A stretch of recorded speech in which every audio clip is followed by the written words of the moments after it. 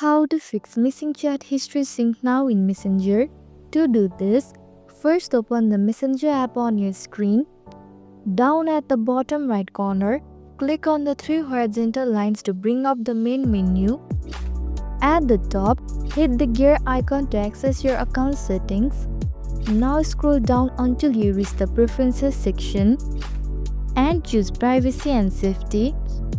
In this menu, find and tap on End-to-End Encrypted Chats. Next, select Message Storage to manage how your messages are saved. Then tap on More option to reveal additional settings. Finally, turn on the toggle for auto sync. Once this is enabled, your encrypted chats will automatically back up, keeping your history safe and sync across the devices. And that's it. If this video helped, don't forget to hit the like button and subscribe for more.